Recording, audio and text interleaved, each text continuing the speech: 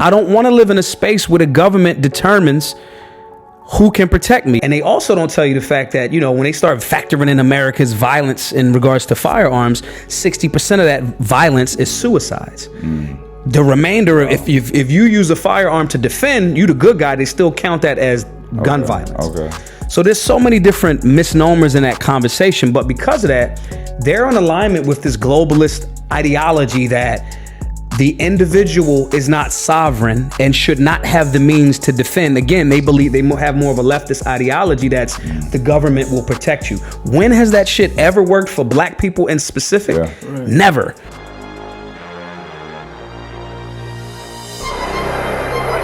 15 seconds. Guidance is internal. 12, 11, 10, 9. Ignition sequence start. 6, 5, 4, 3, 2, 1, 0. All engine running. Liftoff. We have a liftoff. 32 minutes past the hour.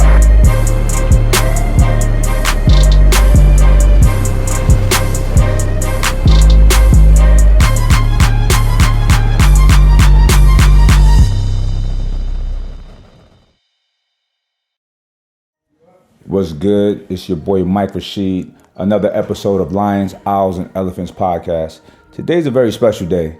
I got two special people right now, right? One is my fucking brother, my brother Amir. What's up, sir? Yo, what's cracking? What's good? We've been talking about doing some stuff for the longest, but I tricked him into coming on today. I like your Robbie today, so yeah, he's on. And a very special guest, very intriguing brother. Like, you know, I dig his energy.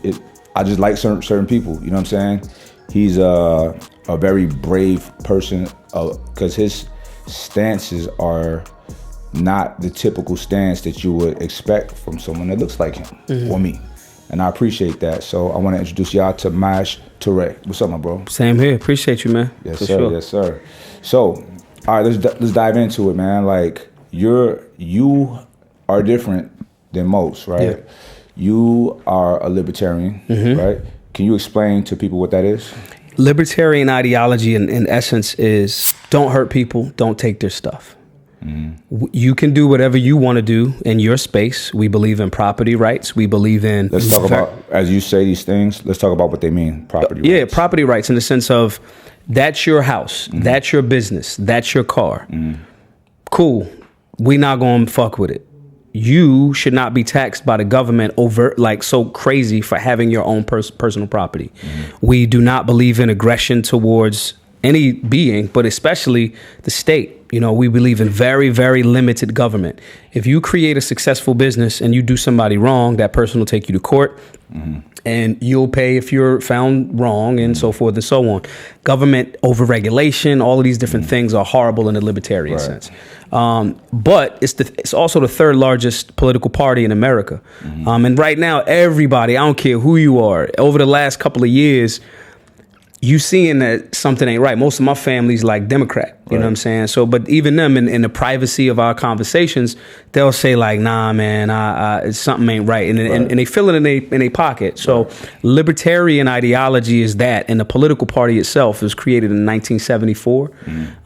And we just believe in the government should have a limited involvement in the citizens' everyday lives. And that includes our ability to keep and, bear arms. Right. So it's from the outset, it sounds like, I know for a lot of people listening, that a libertarian ideology is in alignment with right-wing ideology. So it could sound that way because we've went so far on the left. We went so far on the government handout / government help that actually hasn't really helped us. The hood looked the same since they've been saying that. So because of that ideology of the government will fix it is generally concentrated and marketed to the black community. Right. So because of that, if I say I'm pro-gun, I believe that you should be able to do whatever you want as long as it doesn't impact somebody else. That is a clear distinction or a demarcation point between the ideology on the left that says we're going to change the better, but we're going to use the state and the government to make rules to force everybody to do it.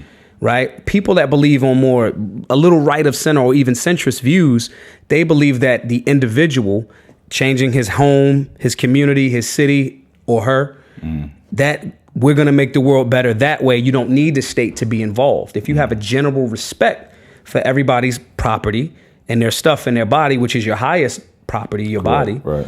then we'll be good. So that's the reason why it looks more right-leaning. And the reality is most black people are more right-leaning. We have more liberty-minded and conservative. You know what I mean? Yeah.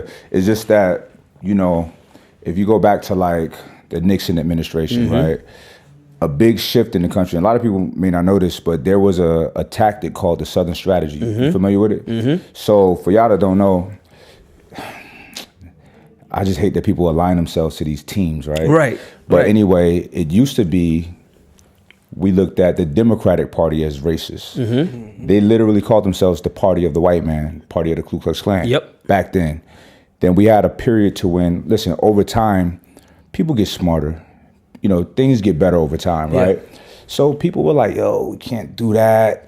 We can't say that, because the racism was overt, right? And legal.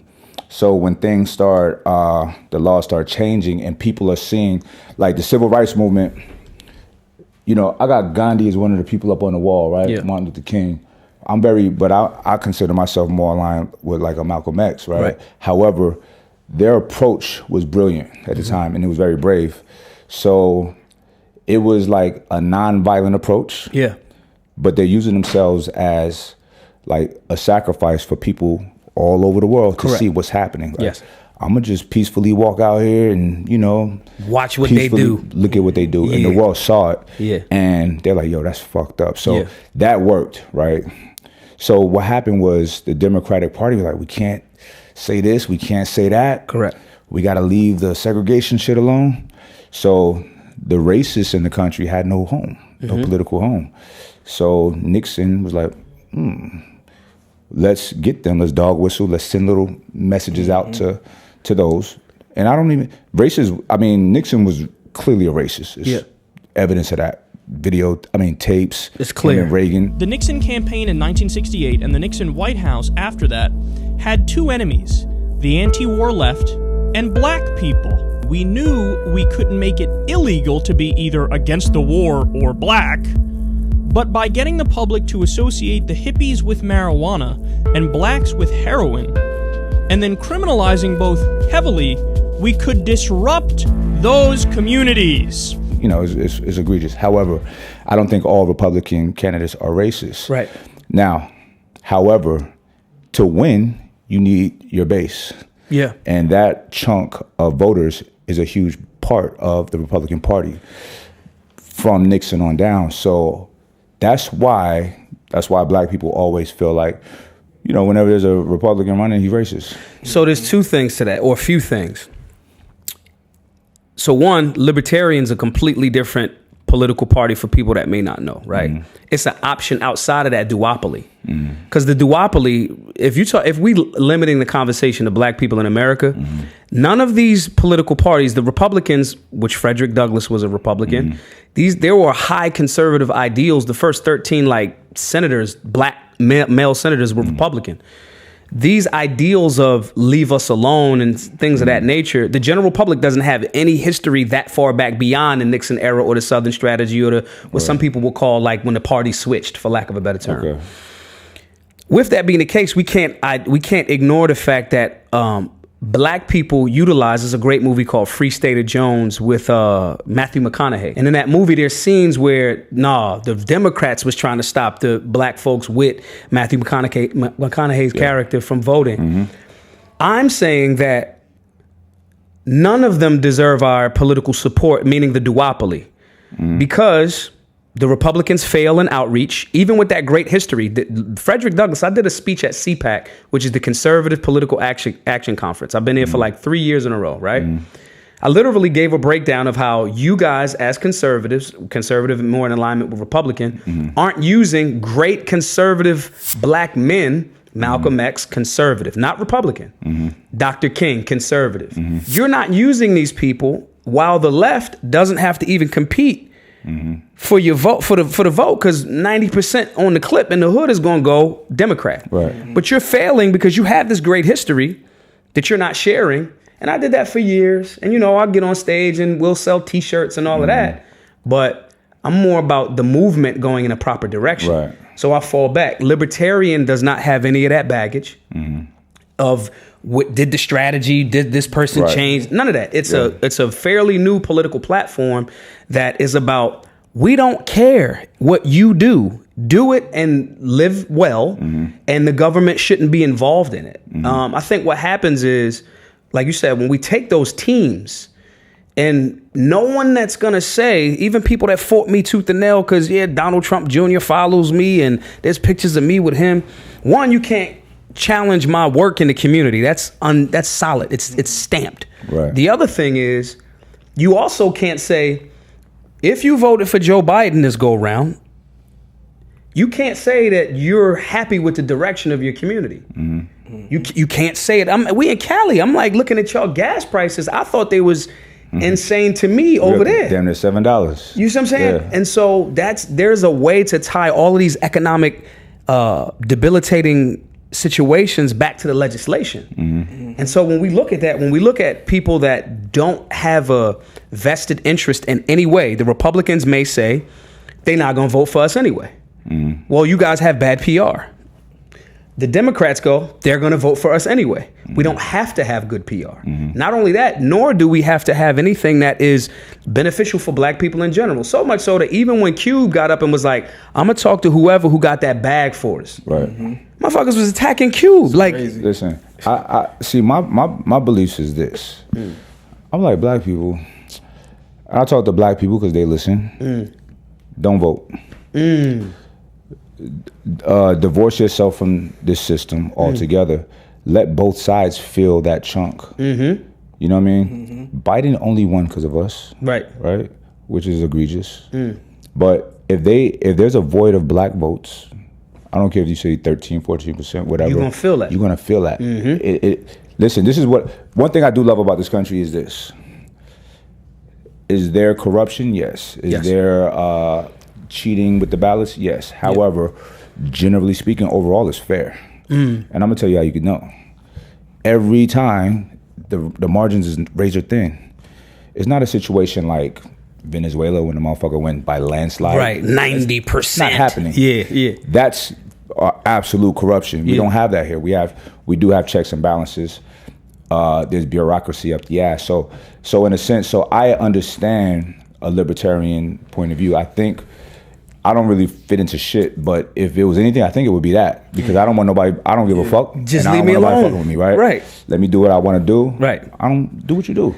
However, I think the federal government does play an important role, right? I go fuck it for one, the military. Yeah. I don't want to be fourth. Yeah. Strongest. Yeah. Spend more money and have us the number one. So it's two things to that though. Some of the things that they're doing for spending are unnecessary. That's true. That's the part where it's like, as from a libertarian perspective, it's It must stop though. It will stop if human greed is too powerful. It's not the system. It's not the system. It's the humans in it's it. the people. Yeah. You know what I'm saying? I think that, yes, I agree. My challenge to that would be,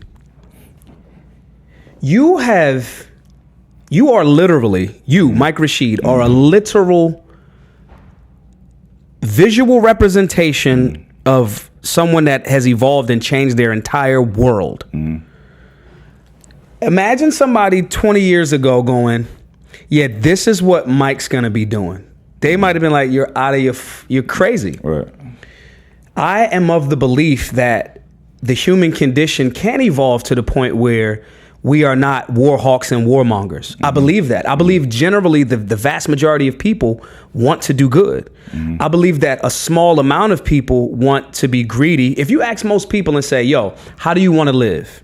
Do you want $100 million? My personal number is 800 million. I don't want $1 billion. I just want 800 million, right? Some people will be like, nah, I'm good with 300,000 a year. Most people will be like, nah, I'm good with just enough for my family and we can live good. And it's that generally. I think what happens is we are being almost engineered into this belief that we have to collectively want a certain level of war in this game. We've been conditioned to believe it because we've allowed the most effective devil in America, media, to convince us that there's no other way.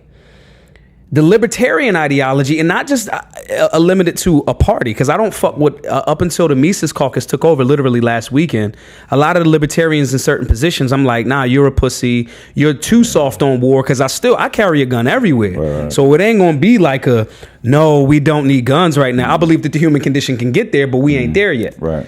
But I do believe that there can be a massive restructuring on the mentality of people by right knowledge and right information, and saying, yo, we as a nation, federal government is going to be responsible for protecting the borders, streamlining the process of immigration for hardworking people that want to come into this nation and like really, really get busy. Because to be perfectly honest, most motherfuckers that come from somewhere else work harder than a lot of Americans. 100%. You know what I'm saying? 100%, yeah. And so that's the role that I want, like the founders to this nation with their contradictions was like, yo, y'all secure the borders, leave people alone, let them make those decisions. That is a very so-called right-leaning, and I hate using those terms too because it makes it seem like I'm picking a side. Right. But generally it's associated with that because, you know, that again, same thing, that marketing has been presented that way. But at the same time, I do believe that the human condition can evolve to a point where it's like, nah, I'm good. Just don't fuck with me. And I think that's been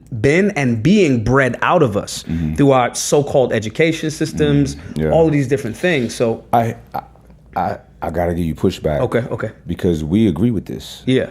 We are of the mind state. We're all of the mind state. I'm good. Don't fuck with me. Yeah. And we're not unique. We're not alone. It's a lot of people like that, right? And like you're on my podcast, you're doing a lot of media, right? Yeah. The more this is out there and people are hearing, oh, there is a place for people that think like this, right? I've never heard about a libertarian before. Yeah. You know what I'm saying? So recently. First. Yeah. But I'm like, yep, that's me. Check. That's me. Yeah. You feel me? So and there's a lot of people like that. So people, listen, generally speaking, people don't know what they want really. Yeah. Until you present it to them. Right. People think that people only want filth, right? Because that's the low-hanging fruit. People see other people getting successful with filth, so they produce filth. This is what they want. They want to see fights. They want to see drama. They want to see, like, nah, that's all you giving them. Yeah. I mean, I think about, like, my content, right?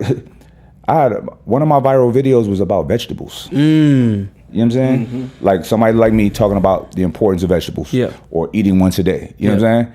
People love that shit. Yeah. It ain't about like my cheat meal, my 80,000 calories a day. I see that shit all the time. I'm like, it's stupid. Yeah. You're not even eating that shit. You know what I'm saying? But people are doing clickbaity things. Yeah. People need to, like you're right. People do need a rise in consciousness collectively. It's going to take time. Yeah. It takes time. Think about 100 years ago, we was getting beat upside the head and hosed down with water hoses. You know what I'm saying? It's not happening now. You know what I mean? So over time, things get better. 100%. And I think, listen, I think shit is all good. I think that and not to, again, I want room for people to, you believe in the state. That's another beautiful thing about America. Like, let's be clear. I've traveled the country, I don't even know how many times at this point. But I've also been to other places out of the country a few times where I'm like, nah, if I got to re-up on America every year with this bullshit, because there's some bullshit here too, but I'm re-ing up on America every year. Like, Wi-Fi is pretty much everywhere. Yeah. Coffee's lit. You know what I'm saying? Like, you got restaurants and, you know, just comforts that we may take for granted. However, I do want to continue to live in a space where if someone says, I want the government to determine what is happening for me because that's their freedom, that's actually what liberty means. I'm going to disagree with them. I'm going to say, I don't want the government involved. I understand that thought that you said something on the podcast with Kevin Gates where you said, I can understand why you view it that way. But it's a no for me, in essence. I don't want the government to determine because government globally, historically, has been the worst thing. Massive overreaching government has been the worst thing for any communities of all time. We talk about Venezuela. They used to produce so much oil. They were like and they still have the oil reserves and things of that nature.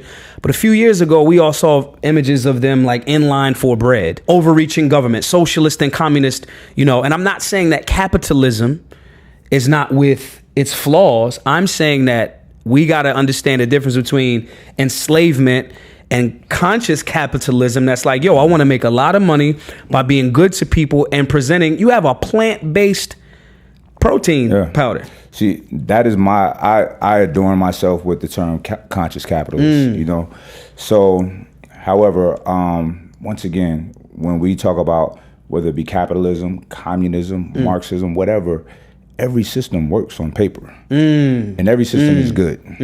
It's just how it's ran. Yeah. And there's also that devil you talk about, media, how they're portraying things, right? Yeah. So if you take somebody and just clean their brain, wipe their hard drive, and teach them communism, capitalism, all of the different types of governments, there's not going to be a one ethically better one. None of them. You know what I'm saying? It's just that I can see that working, and I can see that working. And we all have a little bit of all of it here. Right. You know what I'm saying? Right. So, like, it was interesting when Obama was in office, the first term, he bailed out the banks, right? I'm watching Republicans or whatever, people I knew, fuck him, he's stupid. And I'm like, he bailed your people out. Right, that's your folks. The welfare, he gave y'all welfare. Right, y'all got welfare. Legit, right. Listen, this is crazy. There was a guy I was friends with. He worked at Morgan Stanley. He was a VP or some shit at a branch out here. And he posted this picture of a little black girl, and it was a meme, and it was like, this is what's wrong with America. She had on she looked cute. She's in a hospital. She had her iPhone with the Beats by Dre's. Black people look fly wherever we at. It's in us. He's saying the meme was defraud, like as if she's defrauding insurance or whatever, Medicare, whatever, right? But she can afford this, that, and the third. I'm like, my guy, what you work for every year is SEC violations. Talk about it. You know what I'm saying? And y'all got bailed out. Yeah. You're what's wrong with America. These systems. But here's the thing. These people will take let's say this girl was defrauding and getting free insurance, a few $100s, say a couple $1,000s a month. Yeah. Bro, y'all millions and billions of dollars. And y'all got saved for being bad players. Whether it was the bailouts during the Obama administration in 2008, whether it was called quantitative easing, whether it's called relief funds in the last 2 years. The reality is the right welfare state. Right, it's a welfare state. And that the great Ron Paul explained this 30, 40 years ago. You can't have a scenario, and both so-called sides, the right and the left, the duopoly, two wings on the same bird, they get real nonpartisan or bipartisan when it's time to print the money machines up. 100%. The Federal Reserve Bank is one of the problems. Now, when you're talking about that, now we got to start being careful, because now we talk about those corporate banks, which don't print money, they get it on loan from the Fed. These are, yet again, libertarian ideologies like, if we're not going to end the Fed, we need to at least audit it. The founders to this place, one, didn't want a party system. They definitely didn't want a two-party system. And they all were unequivocally like, do not centralize a money supply. If you centralize a money supply, the person that controls, or the groups or private bankers and the banking cartels will control your country. That's what is going to happen. The Federal Reserve Bank is not a governmental organization. It has absolutely no attachment to your nation. They just might happen to like it in America for now. Listen, people got to listen. Look at the culture. Look at who's the most powerful person in America. One might say Elon Musk. Not the president. You're right. You know what I'm saying? Right. So it's where the money's at. So people got to just open their eyes and be aware. Yeah. And I look at the government like this. They're not powerful. It's just a bunch of niggas with jobs. That's what I say all the time. Yeah. Dudes with jobs. You know what I'm saying? They don't care about me, you, us. Yeah. They don't care about their community. Yeah. They have to say these things. These are the right things to say. You know what I'm saying? But it's just somebody with a job. It's temporary. Because one thing I'm big on is customer service. Yeah. I hate calling a service or getting bad service. And I just he don't care. It's just a job. Right. Waiting to get off. But don't you think we can get they can get to a place where they do care about us if I we would get like more that. people Yeah. that think. But I think like we were saying earlier, people's collective consciousness has to rise. Right. People have to just grow up more ethical. People's parents got to be instilling better shit in them. We need better programming on TVs and social media. Yeah. You know what I'm saying? It's got to be a whole shift in the culture. I feel like over time, I feel like it's coming. Listen, I'm working on something right now. I even told you about a fucking meditation center with saunas, cold plunge. Yep. And a place, just like you go in the mosque and pray any time of day in certain areas, you'll be able to go in here and meditate whenever you have a membership, whatever, a safe place to go in there and fellowship with like-minded people, raising your vibration, raising your energy. And we were talking earlier before we started about like perceptions. Yeah. And perceptions, this is science, this is hard science. When your perception changes, you literally change the chemistry in your brain, Correct. in your mind. And thoughts are material things. Yeah. Like, it's so powerful. It's an actual physical measurable thing. Right. You could put nodes and measure and see where shit is coming from. Right. So these things, people can change collectively, and I feel like it's happening. It's going to take a while. Yeah. It's going to take a while. Think about where we at now. Think about where we'll be in 50 years. Yeah. It's going to be cool. You know what I'm saying? I do think everything y'all are saying is 100%. I just have so much distrust for the state historically. The state ran by. So do I. Right. Don't get it twisted. Yeah. There's always going to be that person, and it's because it's human nature. A devolved or less evolved person that has the agenda, like when you say socialism. I think that concept of, yo, we all gonna put in, we all gonna work, and we all gonna benefit. That's a commune, which root word communism. I think that's dope until the person that controls it or that may own the land is like, well, I own this land, so I don't have to do the work. My work is I made it. Or then that person links with the other person and goes, well, you printing the fruits. Make sure you get me more of the apples than anybody else. That is the part in the human condition that I think limited government is very important for, because it creates that systems of checks and balances. When we get somebody like a tyrant, the guy in Justin Trudeau in Canada yesterday, just was like, yo, handguns, right? we're going to ban handguns. Government has been the thing that has, other than maybe religion, right? Well, I didn't know Canada had guns. So I was up there 2 weeks ago and got a gun took from me. Okay. So I made a wrong turn in So Buffalo. I thought that Canada, so they is it in their constitution or what? No, so one, they're a monarchy still, kind of, right? They're still very much so attached to the British crown. Okay. They are very anti-gun. Now they'll say that's why our homicide rates are lower. It's not true. It's a great book everybody should read called How to Lie with Data and Statistics, right? First of all, your country, you have the population of like maybe Texas and Florida spread out over huge landmass. Right. Yeah. So that's one. Two, your violent crime is comparable.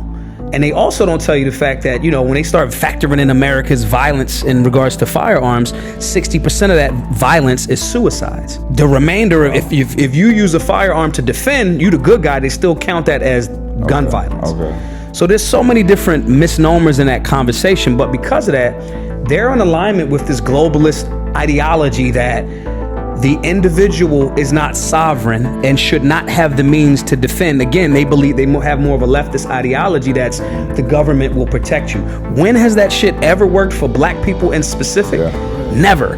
And I would contend that it has never worked for any group of people in human history. So that's the reason why, you know, every time there's been a push like that, and it hasn't went through, it's just something he's saying, but they say it in a way, they know what we know. They'll say it in a way where it's like a reality so they can create the reality that they want. They're very on point with the metaphysical component of this shit, right? But it hasn't went through that way yet. But I don't want to, if someone does want to live in that type of space, especially with me knowing the actual numbers of so-called gun violence, I don't want to live in a space where the government determines who can protect me. Like, are we not aware of like police response time? Like, I'm good. Here's the thing, man.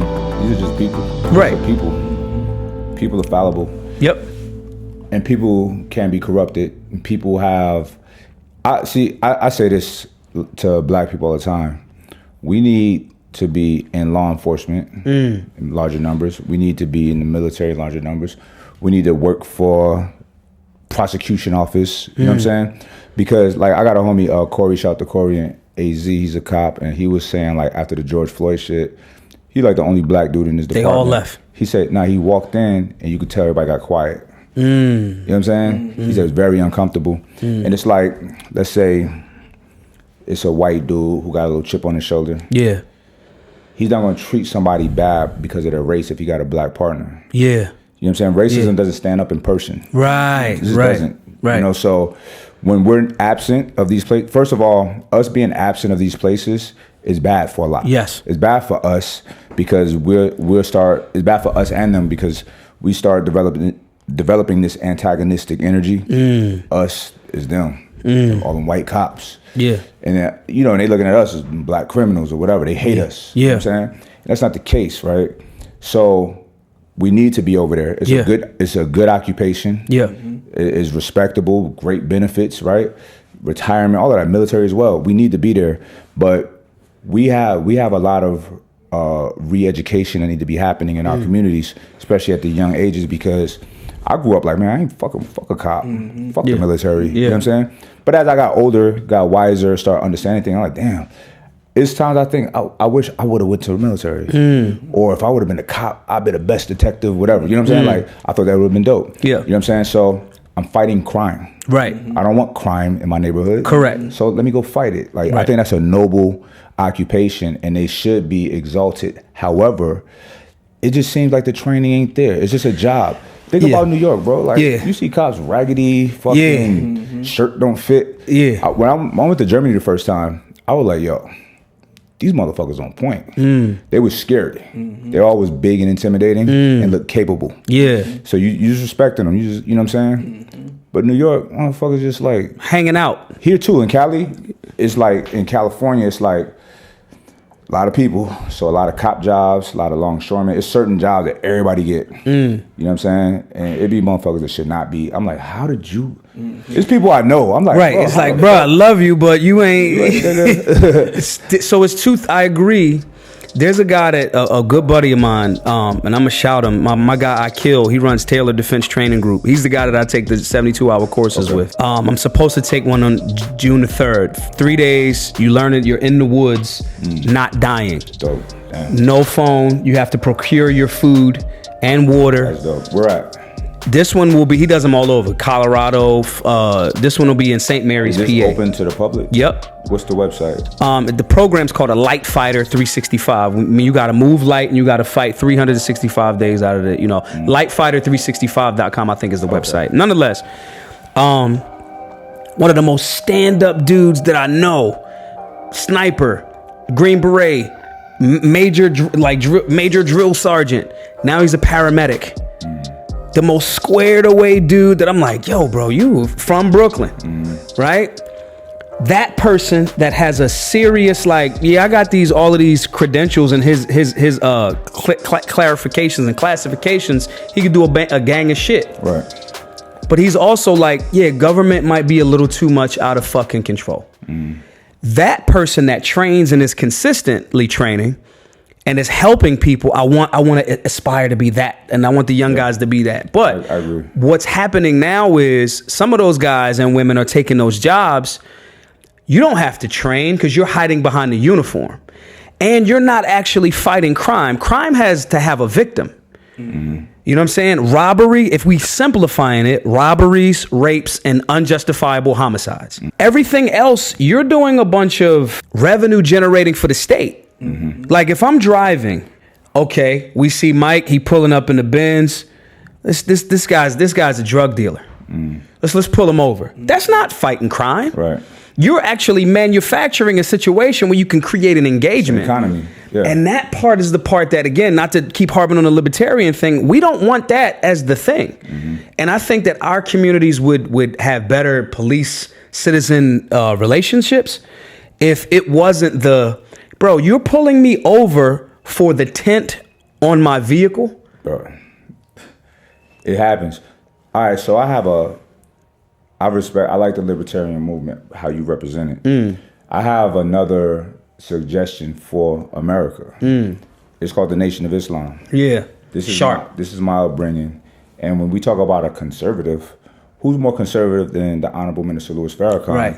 and his teachings? Yeah. Now, it hurts my heart, like no lie, when they say, "Oh, he's a racist, he's an anti-Semite." I have a friend who's a Jewish gentleman, and minister came up. He's like, "Oh, well, he's a racist and an anti-Semite." I say, "He's not, bro." Right. He's my friend. I love him. You know what I'm saying? So like, trust me, he's not. Right. I grew up listening to him. He's not. Right. He is. He sends me a quote from the ADL, Anti-Defamation League, who's not our friend. So it said, "Hitler's a great man." I'm like, come on, bro. Do you think he just said, "Hey guys, Hitler's a great man"? By the way, guys. You know what I'm saying? It's like, this is taken out of context. Right. You want to believe this. Right. But the reality of the situation is, this man is great for black people. Absolutely. If he's great for black people, he's great for America. Right. Do you want us to be criminals? Right. Do you want us to, look, we got taken out of our land of origin, shaken up, twist upside down, washed in dirt, filth. Yeah. All right, get out of here, you free. Yeah. Right? So we running out here crazy. Yeah. We don't know how to act. We were taught on plantations, right? We learned the violence on plantations because that's what we were dealt with. That's how we were dealt with, extreme violence only, right? We were taught the things that kept us off of our square. We were taught Christianity to be in fear. Listen, in the book, you be a slave, you be good to your master, you're gonna go to heaven. We grew up with that, right? Yeah. So we had to re-educate ourselves. Yeah. And I'm not blaming white people for that right now. Y'all are victims of it too. You know what I'm saying? From your ancestors. However, this is where we're at now. And if you meet, like I was just at Savior's Day this past year, and it's like everybody was so kind, genuine, humble. Everybody looked good, skin clear. Everybody no bellies. Everybody in shape, right? Everybody's married. Everybody has all of these wonderful traditional values. Yeah. And ain't bothering, no crimes, like they don't even carry weapons. You know what I'm saying? And we have our own security force, the FOI, and they don't talk about how they secure neighborhoods in Chicago and these inner city places. So it's like, but you put a black mark on the leader, you killed all the other leaders. Right. You killed them, right? Yep. This one you couldn't really kill because Freedom of Information Act, information spreads faster, so we'll know immediately. Yeah. It's not like Martin Luther King, we found out 30 years later. Correct. You know what I'm saying? We found out immediately. Bam, FBI did this shit, right? So they kill his character, assassinate his character. And it's just so hurtful. It's like, yo, we don't have leadership. This is our leadership and it's right, it's righteous. This needs to be like, get your filth off of him. You know what I'm saying? It's a smart move. The devil is smart. I mean, my grandmother used to say, whenever you feel confident or overly confident, spilling into arrogance, she would always remind me, respect the devil. You're smart, but that energy is ancient. So everything that you think you're hip to, the devil's seen it 1,000 times. And that's, you know what I mean? That's why to me, it's like, yo, that's a smart move on the chessboard. Because no, we didn't kill him. That's first. And okay, we've been killing motherfuckers. No, this guy's an anti-Semite. I've been called a white supremacist. I've been called houseway. Right. I'm like, I know I'm a little light skinned, but damn, bro, like, you know what I'm saying? Right. I've been called all of these things because of my willingness to go in all of the rooms our mission has been the same. We're going into urban America. We're preaching conflict resolution, de-escalation. Bro, I see you as pro-black.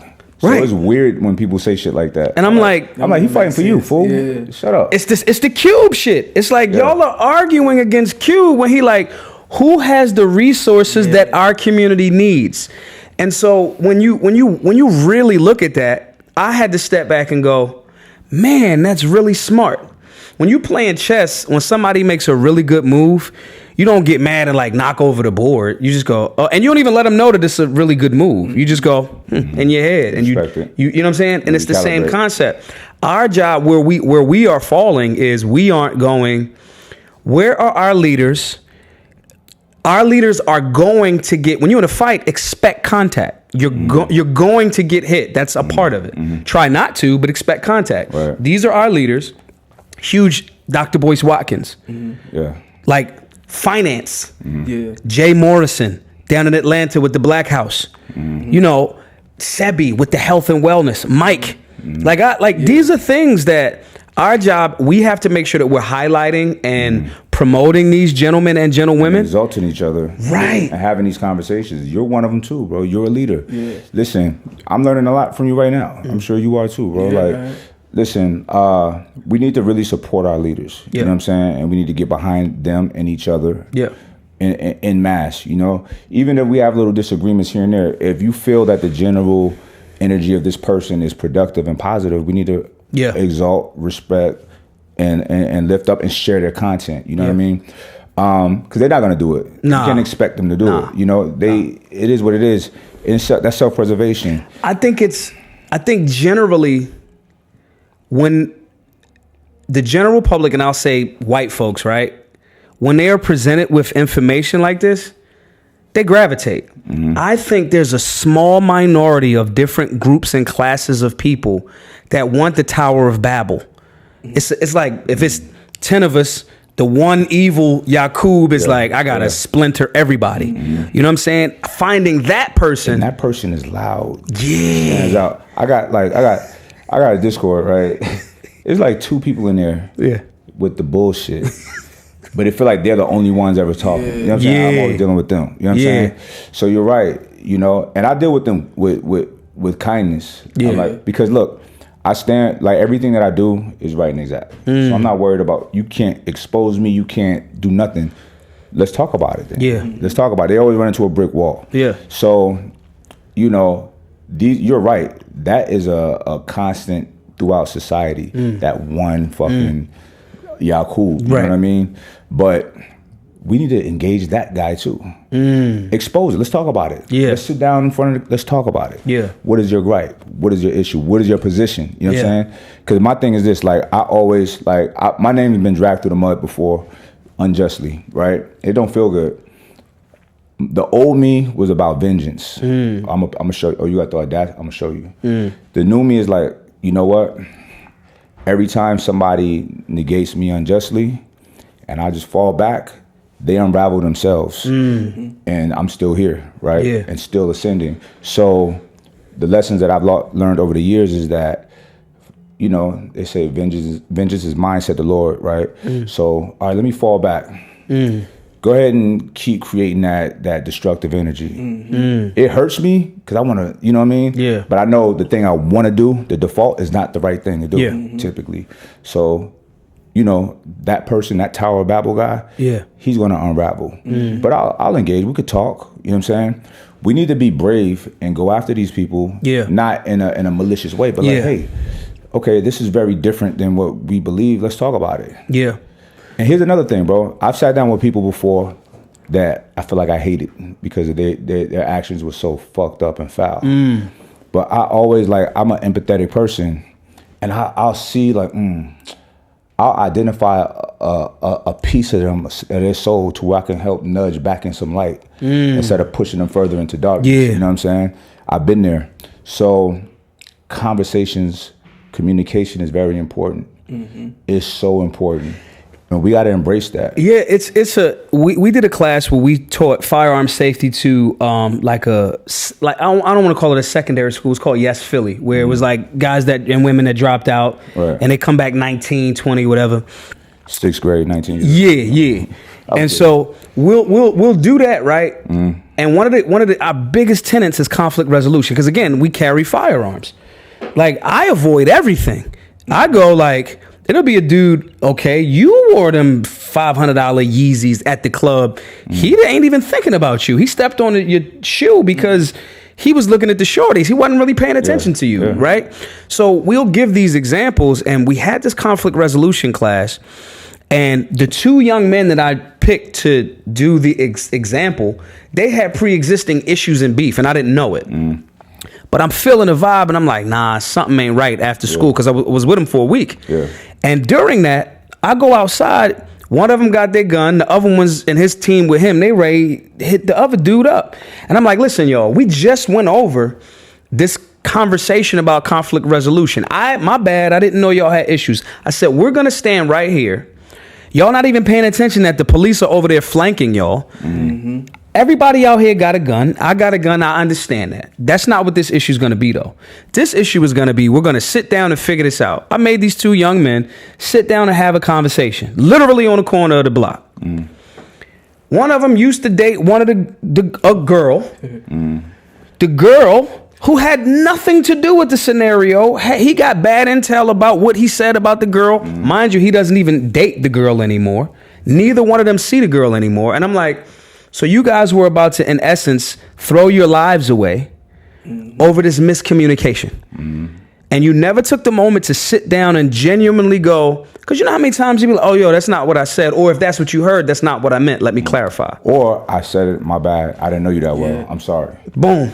Yeah. Back to emotional intelligence, though. Yeah. I think that's what's lacking in a lot of us. You know what I'm saying? Because had they had the emotional intelligence, they wouldn't have took it there. Like, I'm not. Right. They would have thought about this girl. I don't even talk to her no more. Why am I allowing? Right. And also having that, like, I hate the word moral compass. Yeah. But to like go in a direction of peace. Yeah. You know, because look, I'm always ready for war. You know what I mean? But I don't want it. Right. I want peace. Right. I've been in situations in the streets, bro, like with bad dudes where we come into contact, and I'm like, look, bro, I don't want that. Right. This is what I heard. Like, if I did something or said something, it wasn't intentional. But Yeah. where you at with it? Right. You know what I'm saying? I want resolution. Yeah. And that is a sign of, like, for men, for young men, that's a sign of masculinity and intelligence, right? What? That is very emotional. Yeah. It's soft and it's weak. Right. You got your emotions got tugged and you react. Right. It's not the way of a superior man. Yeah. You Right. know what I mean? Yeah. So we always gotta, like, we have power, like the mathematics, power and refinement. You can't have power and not refine it because it'd be destructive. You know what I'm saying? Yeah. So for a man to have the power to do X, Y, Z and doesn't, that's a strong man. Yeah. That's a powerful man. Yeah. You know what I'm saying? So we got to be in tune with that. But like you said, the emotional intelligence, the culture, Yeah. it starts there. Right. We planting these seeds. Yeah. These podcasts, they're helping. Yes. I'm seeing it. Like, I'm seeing people pulling clips, your stuff, my stuff, my bro 19 Keys, so many people, Yeah. you know, putting out an intelligent and still masculine and cool Right. version of us. Right. Because they did a number on us with the marketing in the 90s. Yeah. Cops and shit like that. You know what I'm saying? They did a number on us. But how many articulate black dope men you've come across in your life? The twist, and again, that's that media thing. Yeah. The ability to step back from the elephant and like look and see the grand scale of how big this elephant is, the planet. Yeah. Like, we on like a big rock spinning in the middle of a galaxy, like in space. And if you just step back for a second and go, this action that I'm about to make that's only potentially going to impact my life negatively, it, in the bigger scheme of things, it doesn't matter so much. Not only will the earth not stop spinning, the bus closest to your neighborhood will not skip a beat. Is that so? In that You will term, get forgotten. right? People will rest in peace for a minute. Yeah. Even myself, I always talk about this. Like, y'all miss me for a little bit, but you start smiling again and move on with your life. Right. Everybody will. And I don't want to be that martyr for something stupid. I want to live. And again, and I say this, and it seems like it's somewhere, it could sound a bit contradictory, but in reality, I carry a firearm everywhere. There is no recourse. Toothpaste don't go back in the tube. The rounds don't come back. There's potentially jail, death, at least legal fees. Yeah. Like, if you got a retainer, it's gone. Oh yeah.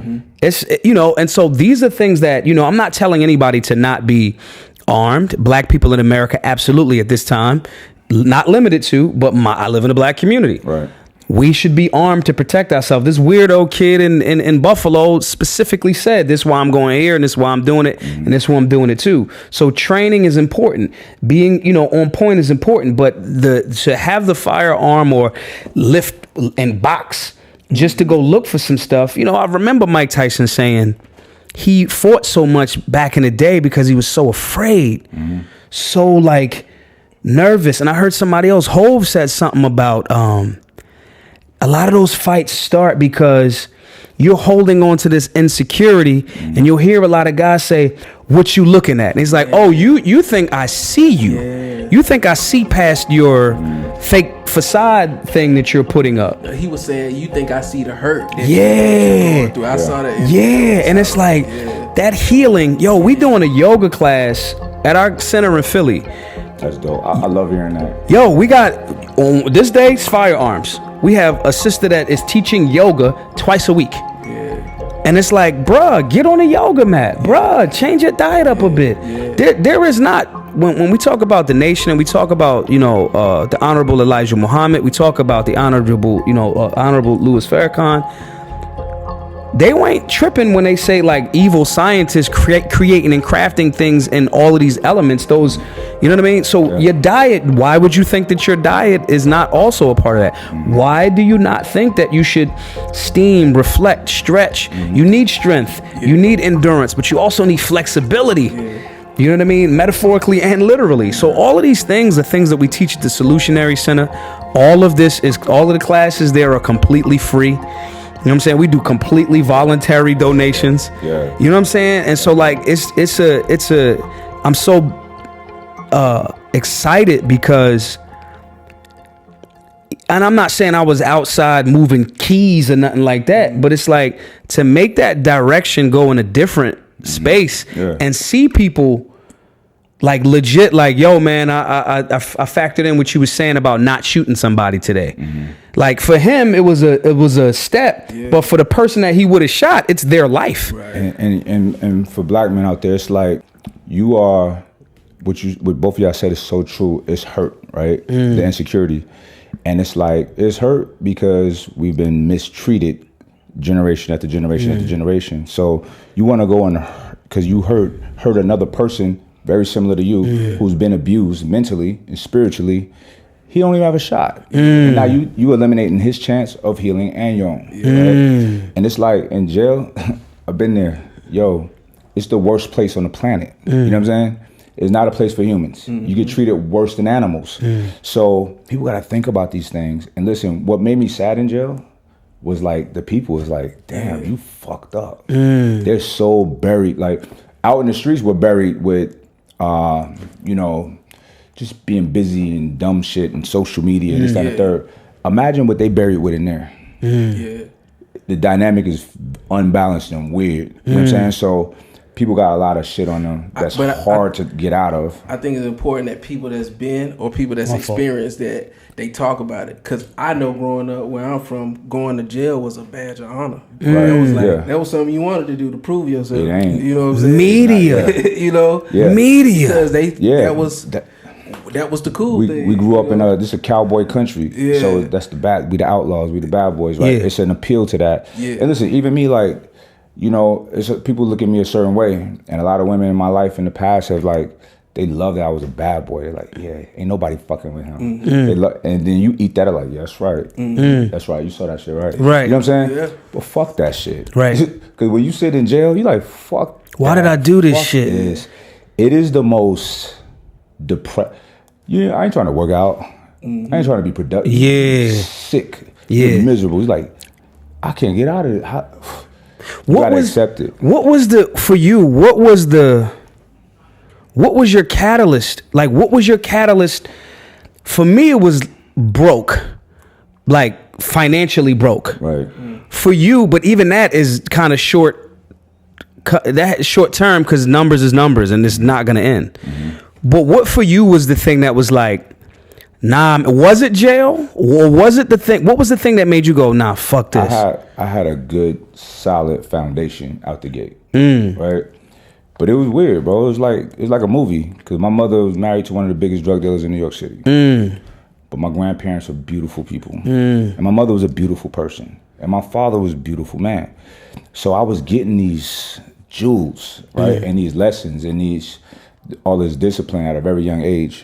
But I also was a weirdo because I was rich. We were rich. We had a driver. I had a driver. I had saxophone, played piano, tap dance, all kind of shit like that. Chess club.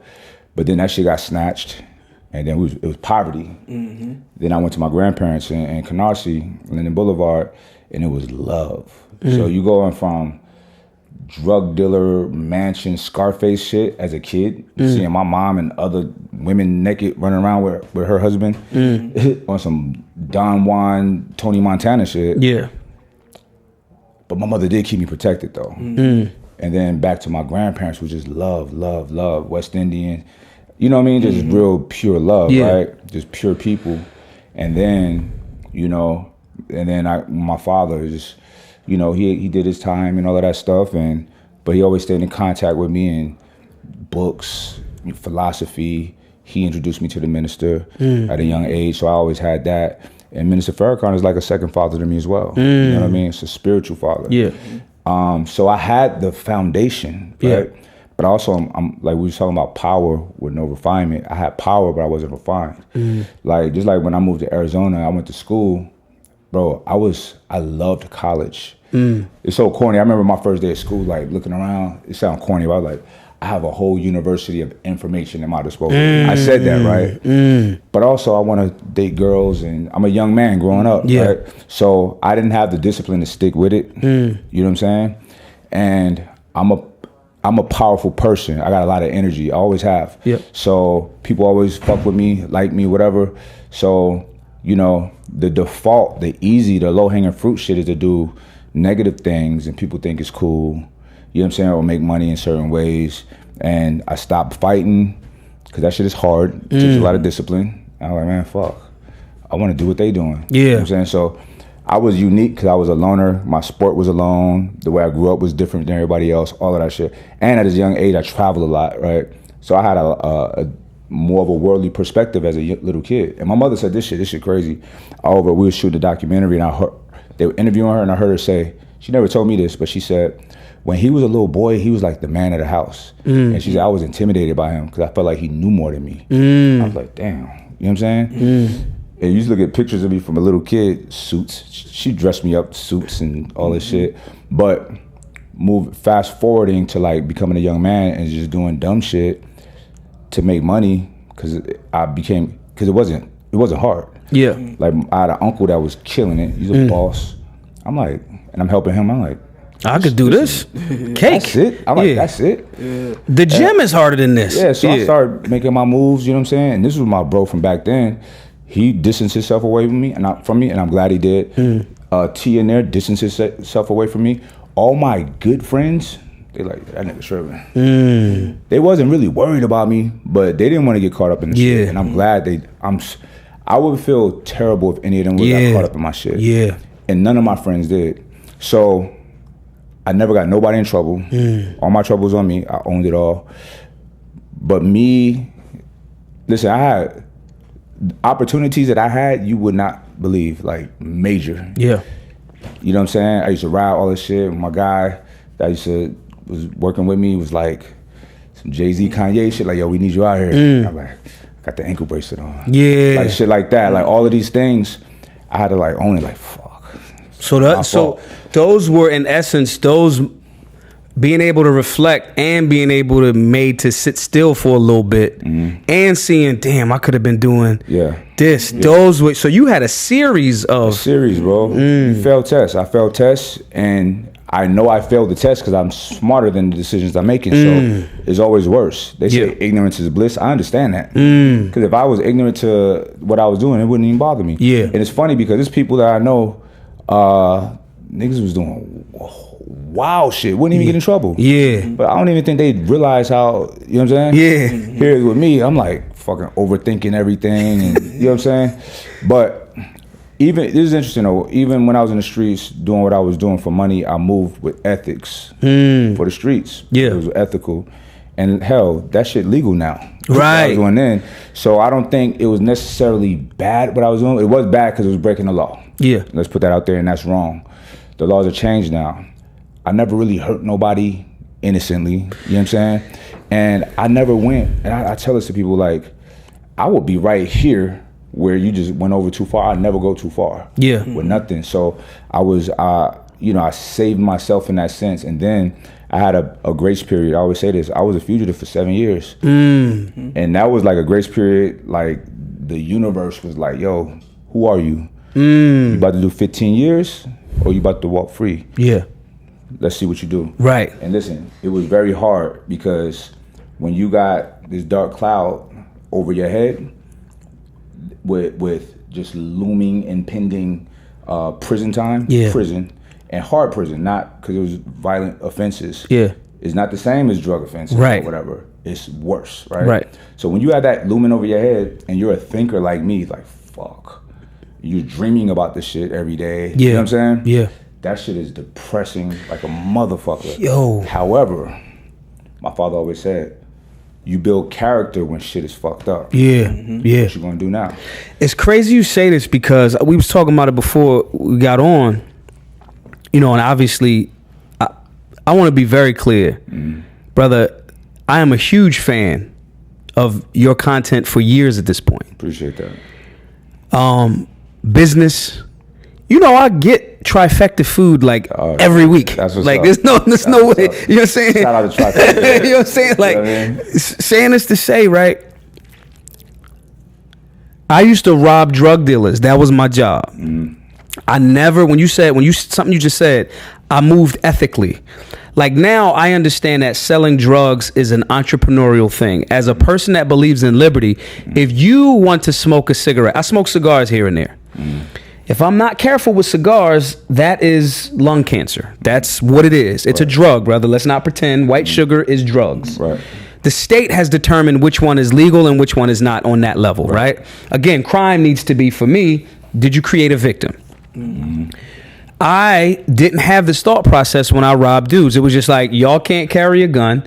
I know you can't because you got cases already. You ain't, or one of y'all got one, but I just got to neutralize the person with the gun. Point being is that those robberies what happened, but I never robbed people that wasn't in that world. After a certain point, I just started to kind of go like, yeah, bro, you are all the way wrong.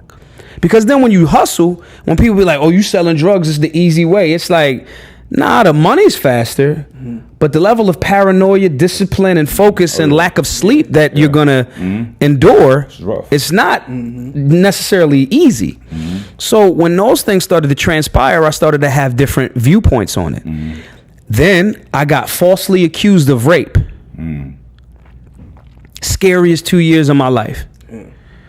Because it was, I'm outside, I'm getting it. Yo, I told the shorty, like, look, I'm entertaining you and I'm entertaining this other shorty.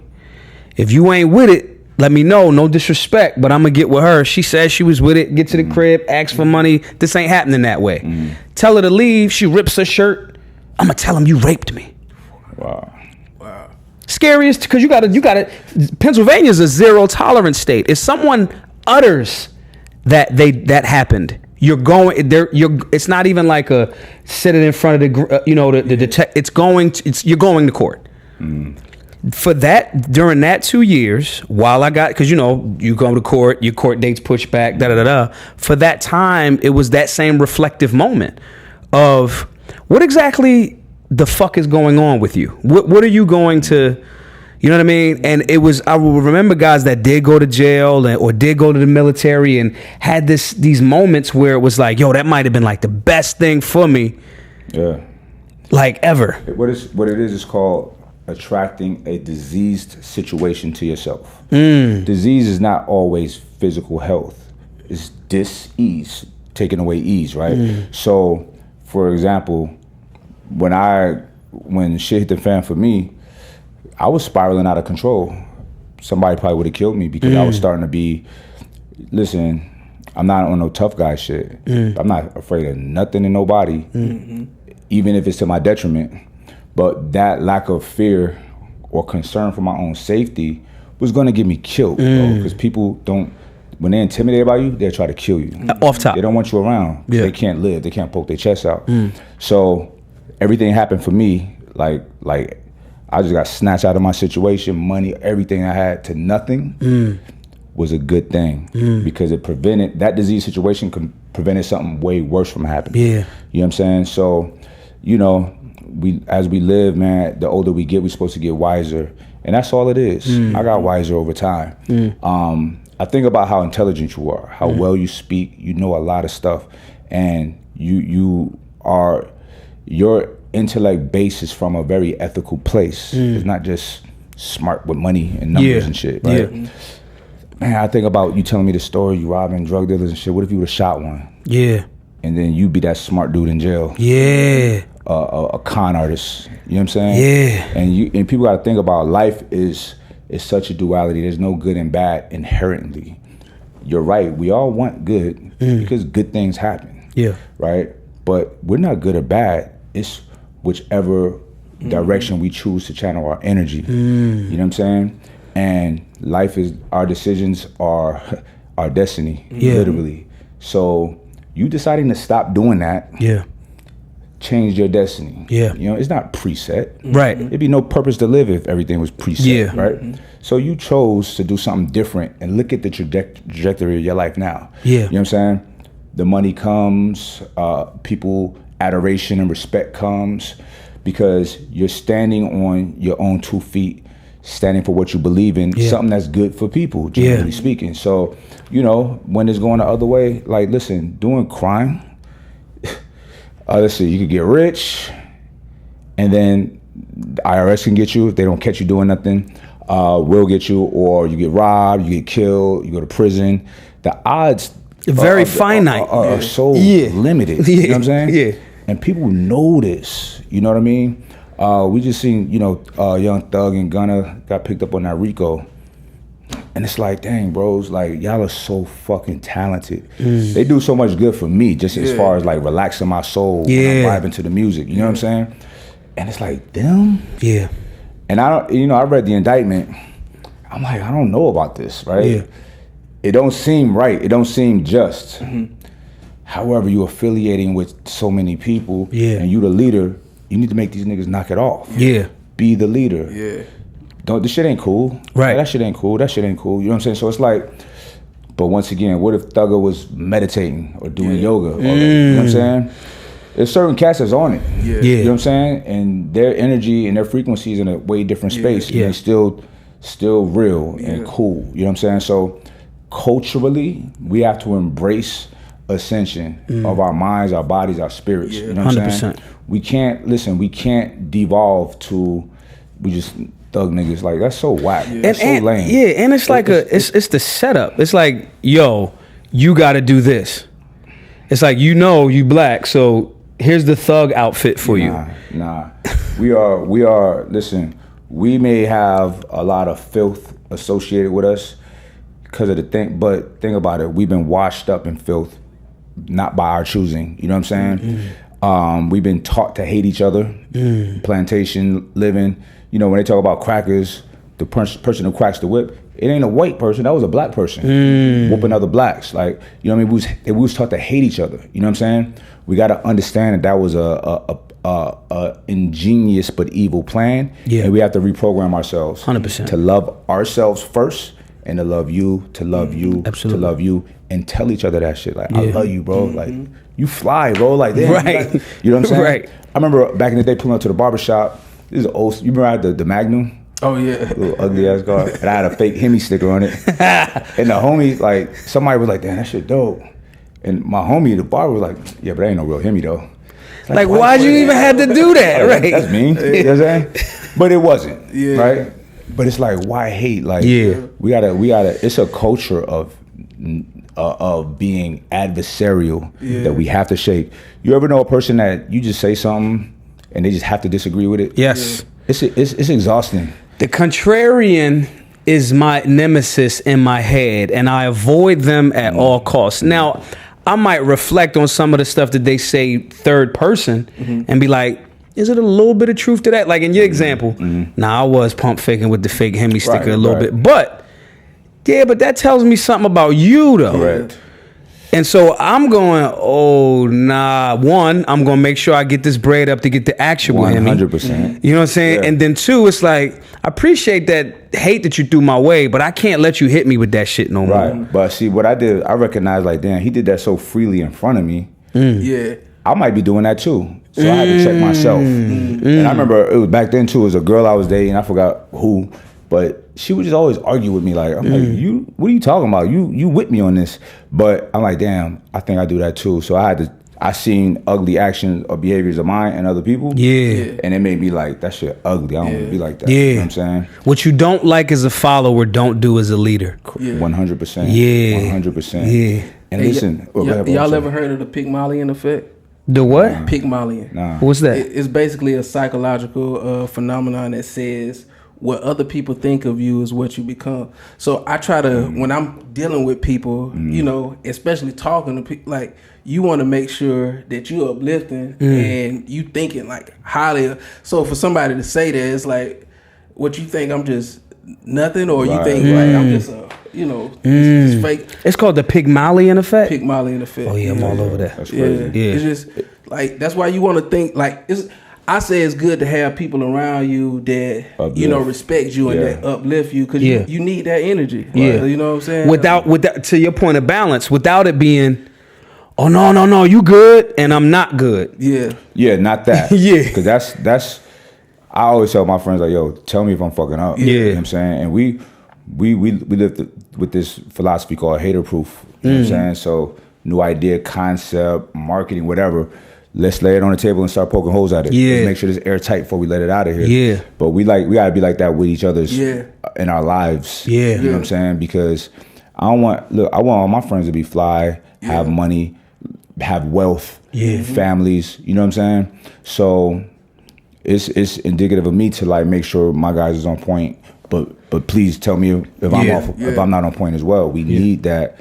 We need that accountability. People need to have self accountability. You know what I'm saying? We need that.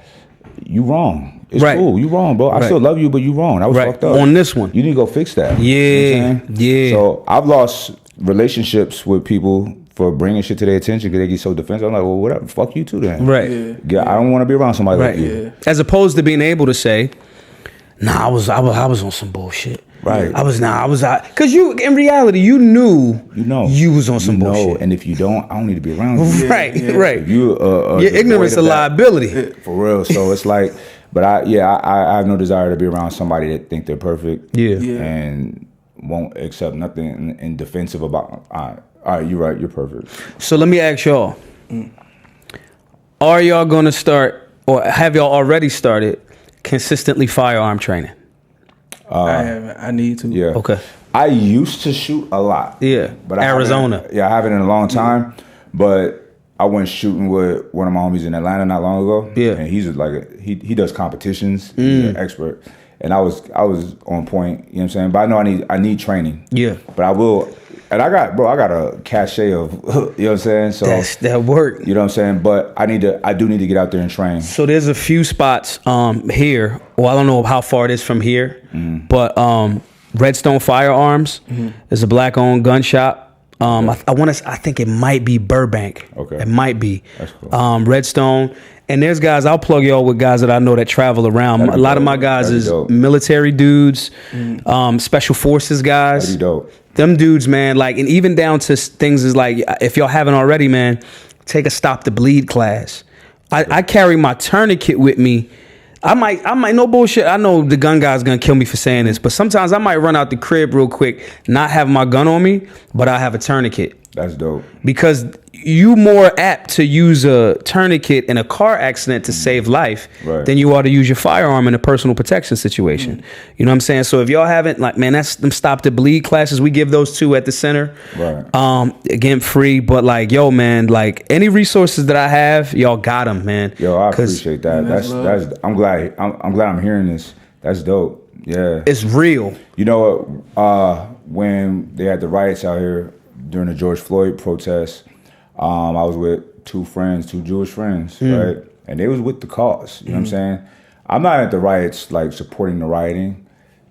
Like, you know, I'm out there trying to make sure niggas ain't looting, making us look bad. You know what I'm saying? On some real shit. Yeah. I don't know what I was out there for, but I was out there, I was kind of hot, like a little emotional and very reflective. And I'm like, yo, I gotta help, but I don't know what. So I'm out there, you know what I'm saying? But anyway, one of the guys, he had the tourniquet. He had his whole health kit. Like, he was ready to, because he's ex-military and all of that. It's Casey's brother, Dean Neistat. Shout out to the Neistat brothers. Good fucking people, man. And And, you know, I'm out there looking at them. I'm like, damn, this is dope, man, because they not even black. They out here. Yep. For the cause, you know what I'm saying? So, you know, I have a lot of mixed feelings about the protests and the riots, but I'm kind of with the shit because it's like, if you're not listening to peace, we got to tear some shit up. Who was it that said? Listen, when people try to protest peacefully and is not listened to, you have to expect for people to tear shit up. America was built on rebellion and riots. The Boston Tea Party. Now, I know some of the guys that's more right-leaning is going to be like, well, you condoning the... Nah, because I'm a libertarian and I respect property rights. Yeah. But I'm also a black man that understands America was built on violence. Right. We cannot pretend... And listen, again, I love the folks that I live here. I've been to some beautiful places all around the world, but I live in America. Right. The reality is, this nation was built on the subjugation of an entire group of people. 100%. And it's like, that's me just expressing what happened historically. Right. That's not me. That's not a judgment negatively. And just mentioning it is not reverse racism. Right. You know what I'm saying? Yeah. Right. Keep in mind, we asked, there's no reparations, whatever, but they asked for, I remember, I forgot what year, the head of Black Caucus, they asked for, hey, just give us a formal apology. They said no. Right. They said no. So it's like, listen, when I sit back and be a regular citizen, just watching the news and shit, when the president say these shithole countries, I want to do business with you. You know what I'm saying? It's Norway, not these shithole countries, black countries. It's like, all right, thanks. Right. It's like, for a person to want to kind of respect you, it's like, damn, you just shot it all the way down. You know what I'm saying? So here's another side to that, though. Okay. So I was there in the White House when he was in, and I went to this Youth Black Summit. Okay. Was at the White House. Right. At that same event, because I'm watching dude get edited all the time, and I was like, I know media, but then I'm like, I was there, and it was all of these young kids from all around the country. They had their MAGA hats. They genuinely believed they want to make America great, and I commend them for that. I'm not wearing the hat. I'm not really. Well, we got to remember the history of that slogan. It's not even a Trump slogan. It's a Ronald Reagan slogan. All of that. And Reagan was a wild racist. Horrible for black folk. Yeah. Saying he wasn't as conservative as conservatives try. Reagan is the reason why we don't have machine guns now. Like just could go buy them. Saying this to say, so I'm there and I'm watching. Trump's on stage. It's about a 45 minute hour joint. And he's like, you know, America was built by African Americans. I mean, we all built it, but your group of people had a special hand in building America. And he's saying this shit, and they like clapping, and I'm like, damn. I'm like, all right, cool. But then I started to peep. Speech was cool. I leave the White House.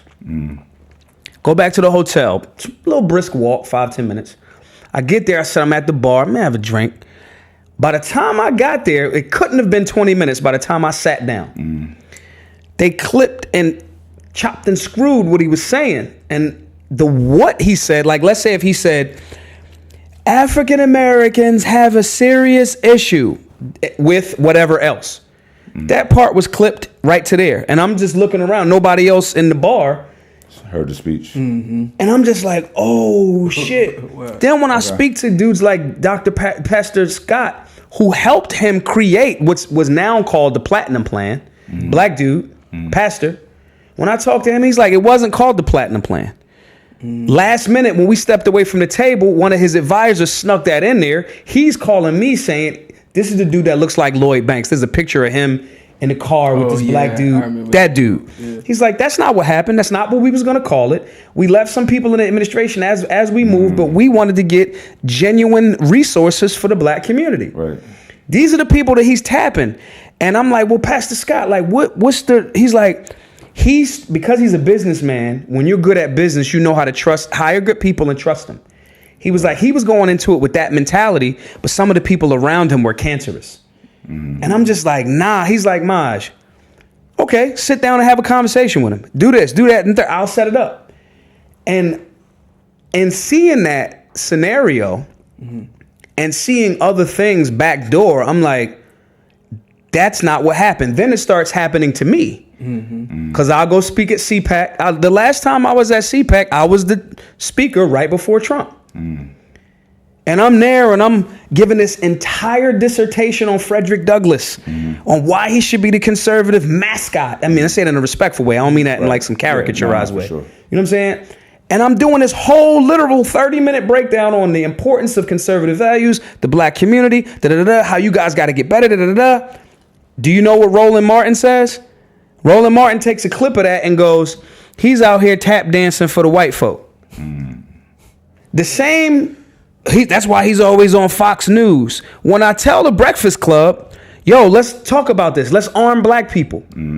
You said it yourself. You look and you go, that dude's pro-black. It's clear as day. Right. But these other media outlets that may not be as open-minded, when I say, let's talk about arming black people. Let's talk about an evolved perspective. Let's pick up from where Malcolm left off at before he was murdered.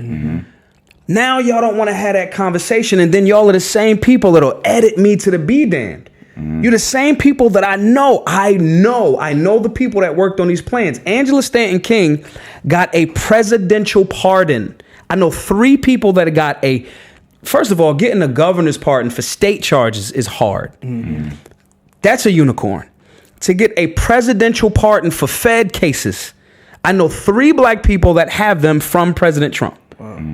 So the spin, and again, this ain't a fucking MAGA, I'm a libertarian. But the objective part of me, I'm just like, yo, we really got to have these conversations from a really good faith space with people that we know are objective enough. Like it's like hard to be racist in like Cali. Like it's kind of difficult because like it's a bunch of black and brown folks. You know what I'm saying? But people that with money. You know what I'm saying? And so it becomes like we got to have good faith conversations based on the actual what happened, and really get to the bottom of this. This sister that came to, and I'm gonna finish this part before because I know I'm talking your ears off. There was this sister that gave a writing class at our location a few weeks back. Her name's Kimberly Latrice Jones. She's the sister that went viral for giving the explanation of how black people have been put behind the 8 ball, for lack of a better term. Behind the 8 ball is a racist term in and of itself. But nonetheless, the sister came out and did a young people's writing event. And in the event, she spoke about how when she writes a book, one of her books had 13 edits and they had like 41 researchers on this book because she wanted it to be right and exact. She shared a concept of we don't be getting to the bottom of something and we are following up on something that we don't even know where it came from. She gave this example of the story of this young lady and she was making a pot roast. And so the way she makes a pot roast, she put the roast in, she cut the 2 ends off like people cut the ends off bread. Cut the 2 ends off. And her daughter said, Mom, is that why our pot roast tastes so juicy and succulent? Because you cut the ends off. And the mom said, well, damn, I don't even really know. Let me call my mom. And she said, hey, Mom, we here and we making a pot roast and y'all doing our famous recipe. Yeah, we in here. And the baby girl asked me, why do we cut the pot roast ends off? And I don't know. And she said, well, you know what? I don't even know either. Let me call Big Mama and find out why we cut the pot roast off. Call Big Mama. They all on a group phone call. Call Big Mama. Big Mama said, hello? Big Mama, we were all wondering why you cut the pot roast off and that. And she said, what? She said, yeah, that's why it makes it so delicious and succulent and all of this, right? She said, no, I cut the ends off the pot roast because your grandfather, that was the pot that he brought. And the pot roast that I initially had, it was a small pot, so I always had to cut the ends off. It ain't had shit to do with the deliciousness or the bigger context. When you get past how something has been romanticized or manipulated, in this scenario, they weren't manipulating it. But when you get to the bigger context of the thing at the end of the road, you start to go like, oh, and I'm reminded of that Because they're going to start pretty soon. I'm starting to move. It's a black libertarian movement. They're going to start saying that you a white supremacist. You doing the bit. They be like, oh, you cashed the check. It's like, bruh, my favorite car is a Bentley Continental GT. If the check was cut, I would have 2 of them. Mm-hmm. There's no. Hold on. When you get your Bentley, right, it's going to be on your hard work. Right. You know what I'm saying? Forget that. Listen, stand on your truth at all times. Yeah.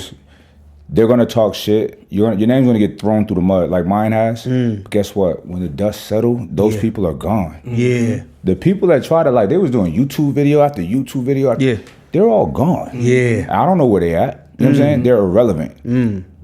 Trying to figure out how to make money or something. I don't know. You know what I'm saying? So let them talk. It's gonna embolden you, push you further into your truth. It's gonna make you stronger, more resilient, right? And these people, they're exposing their ugliness because look, the lies. It doesn't. This universe is, man. Like love is the strongest fabric in this universe. You know what I'm saying? And everything, or every tenet of love, honesty, respect, empathy, all of these things. These are the things that make us human for real, right? When you love somebody, you do anything for them. You know what I mean? So that frequency of love and operating out of your truth and love and power, bro, you're protected forever, for life. You know what I'm saying? All of us, as long as we're doing the right things, right? And we keeping our hearts pure, our energy pure, and we're putting out the right information, we're Gucci. I stand against anything and anybody as long as I'm standing on what's right. There's no karma. Right. Like it's in my favor. You know what I'm saying? Same with you. So fuck them. Let them talk. Absolutely. Get your Bentleys. Yeah. You know what I'm saying? Yeah. Because it's coming. Right. You feel me? Right. And in abundance. Like when the things start rolling, it's clockwork. You know what I'm saying? So yeah, man, I support you 1,000,000%. Thank you, my bro, brother. For real. Thank you. For real, man. Yo, we be getting some powerful people in here. You know what I'm saying? Yeah. I appreciate this. Because I learned so much from y'all. You know what I mean? So I'm just sitting back taking it in like, damn, okay, I'm gonna study that. Study that. Right, You know what I'm right. saying?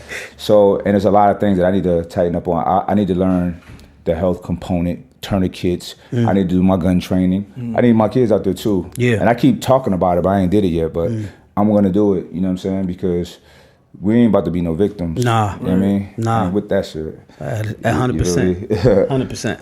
Bro, it was a pleasure and an honor to have you Same here. You know what Thank I'm saying? y'all. Yeah, for man. sure. I didn't prepare questions, but I had no doubt that we was gonna have a fruitful conversation, and that we did. I've never prepared questions for any of these interviews. You know what I'm saying? But Organic. it's organic. It Yes, flows that's- better that Yeah, way. it flows. But I gotta have you back on again. I'm down. I'm gonna come out to Philly at some point. Come Yep. check out your facilities and see what y'all got going.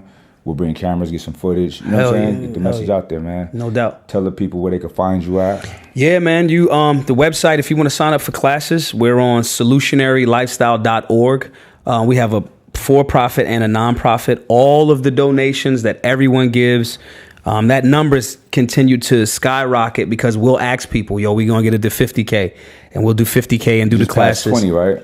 We passed. So here's the crazy thing: we were on GoFundMe, and we had raised over the last few years and gave away $500,000 for these classes. Wow. Over the years. But GoFundMe started being very tyrannical, so we stepped off of GoFundMe, even though we had a good run with them. And we initially the goal would wind up getting to $1 million so we could buy our building outright. Wow. So what happened was right around $500,000. It started as $25,000, and every time we would do the classes and get to a goal, we would just ask social media, "Yo, do y'all think we should stop or do y'all think we should keep going?" After a while, people was just like, "Yo, make the goal $1 million, get the goal, buy the building outright, and keep going." So all of the classes, every single class that we've done over the last 5 years has been completely free to all. But they can't make donations to the GoFundMe. They can't. So we switched it to Not GoFundMe no more, not GoFundMe okay. to givesendgo.com/solutionary. So that organization or whatever you find to be more ethical, more better. Yes. More, okay. Give Send Go is a faith-based website that you can. They don't even take money per donation. If you choose to say, "Hey, I'm giving $100," they'll say, yo, if you want to give 5, 10, whatever to Give, Send, Go, then you could do it that way. But GoFundMe, obviously, they'll take a cut just off top. But we move because ethically, no problems with distribution of funds. none. And until when they started supporting those truckers in Canada that was opposing the lockdowns. Some Canadian governments was like, nah, we freezing y'all funds. And GoFundMe had did that and took $9 million that they were using. GoFundMe was given to the to the truckers. So when that happened, I was just like, nah, bro, we can't. We got a good relationship, but we can't really stay with you. You know what I'm saying? So we raised the goal up to at that point, it was still a $500,000 remainder. But again, we've done this over 5 or 6 years. So let's say we average a little like $100,000 a year, keep all of the classes free when we fly out to different cities. Now with having the center, we're able to fly people in as well as do multiple classes. That's where the Stop the Bleeds come in.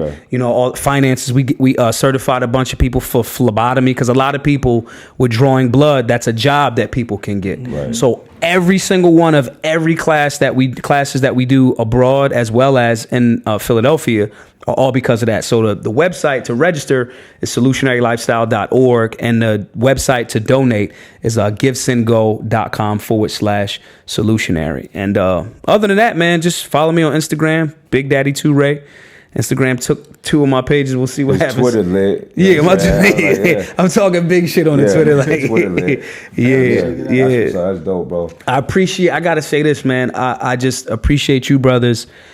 Brothers need to, like you said, need to do this more. You know what I'm saying? Ease our stress. Know that we're going through shit together. Right. You know what I mean? And just having this platform, man, and I just thank you, man, because like I'm telling you, man, like years ago we ran into each other and I was like, yo, man, I admire this brother so much. That's dope. You know what I'm saying? And just like being able to be here is surreal, and just you standing on what you stand on and still being like, nah, you ain't gotta be broke. Right. You know what I'm saying? You could be fly. Yeah. You know what I'm saying? We anti-broke. You know Right. It's not our debt. We're supposed to be, bro, we're an expressive people. Yeah. We're from the lineage of the most wealthiest man ever, Mansa Musa. No one to this date has matched his wealth. Right. We're from that. He was generous. Right. You know what I'm saying? And that's our energy, all of it. So you're supposed to have it all. You're supposed to be fly. The precious metals that we find in this earth. You know what I mean? It's power in that. It's a reason why people look at that shit like, damn, that shit kind of blingy. You know what I'm saying? We supposed to have these things. This is not new to our culture. You know what I'm saying? Our ancestors, you know, they'll be giving a speech with a gold bracelet on, with the sun shining on it, burning like hay, like to wow people. You know what I'm saying? It's, you know, listen, we're supposed to be fly. We're supposed to inspire others to elevate their lives, because money, some people look at money, some people hate money and they hate success. They hate progress because they feel stagnant and they don't feel powerful enough to elevate out of their situations, you know? And listen, I feel bad for them, you know what I'm saying? But I'm not gonna slow down anything because somebody feels a certain way that, you know, I'm acquiring status or money or whatever, resources. Is not like we do bad things with money. We help. The more money we have, the more we could do for people. You know what I'm saying? And you can't, and there's a lot of people that are broke and that want to be activists. No. You need activism for yourself, first and foremost. You can't help people with no finances, with no resources. 100%. Get your resources together. When a person get their resources in order, they're more sturdy, they're more solid. You're smarter. You're more, you know, more capable. Just because you have an idea of freedom or whatever for people, nah, fix this first. Fix your house. Like what Jordan Peterson said, make your bed. You know what I'm saying? And that's real. So we gotta, first and foremost is self, then our immediate circle, then it grows out from there. I used to think about this, like, I remember when I went to college, I used to have all these ideologies of like saving the world. But when I got there, man, I just got humbled with information and like how big the world is. I'm like, it's a lot of saving. I ain't fixing shit. But I was like, you know what? But me being right and exact, moving in a certain light, most likely my wife will be the same. Our children will be the same. Their friends will feed off of their energy. My friends feed off my. That's how we grow, like a good cancer. You know what I'm saying? Or a good virus. and spreading that way. Yeah. You know what I mean? Individually, because it's real like that. You know what I mean? Now we're fortunate enough to have a YouTube channels and Instagram to give you a seed, give him a seed, and let these things grow. You know what I'm saying? Yeah. And then your seed mixed with mine, and it grow bigger and doper, and this should just go from there. This is how our collective consciousness will rise. You know what I'm saying? As a people, as a human race. You know what I mean? So, listen, race is arbitrary, but it's real right now. But it would be cool for that day to not be a thing anymore. But it is a thing right now. Yeah. And we got to fix ourselves first. 100%. For now. You know what I'm saying? And us fixing us is going to fix this country. Yep. You know what I'm saying? 100%. So, yeah, my brother. Thank you, my brother. I appreciate you, baby. For sure. Oh, and also, this brother right here, most talented and genius person I know. Man, I appreciate that. I'm not just saying it. Look, this is my bro right here, right? I watched this dude teach himself how to play bass guitar, taught himself how to play keyboard, right? Taught himself how to produce. He produces for all the top artists. Yeah, that's not normal. He taught himself videography, and it's fucking good. Yeah. You know what I'm saying? He's just a brilliant person. He got like savant type talent, and he's just a good dude. And you know, all of the content, the Mike Rashid shit ain't just me. It's us. It's a team. And he's a huge part of it, man. I don't know where I'd be without this guy right here. So, y'all make sure y'all check out my brother Amir. What's you got a dope ass. Yo, his YouTube channel is fire. Yeah. Cause he's teaching people how to make music, how to make I'm about beats. to subscribe to that shit right now. Tell him the channel. If you go on YouTube and just look up Amir Perry, that shit, you're gonna pull it up. Amir Perry. But it's youtube.com/jig online. That's the URL. But if you go to YouTube, type in Amir Perry, you'll pull it up. And the Instagram is _Amir Perry. _AMIRPERRY. Thank you, T. All right, and on that note, we out. Y'all take care. Peace. Peace.